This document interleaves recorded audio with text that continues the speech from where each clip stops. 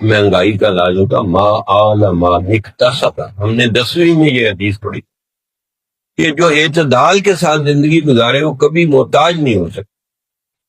پوری زندگی اصول بنا لیا کہ قرضہ نہیں لینا، ہم فاقہ کر لیں گے، بھوکے رہ لیں گے، قرضہ نہیں لینا. تو والدین نے عادت بنا دی. سال بعد عید پہ 1 روپیہ ملتا تھا، 1 سال انتظار کرتے رہتے.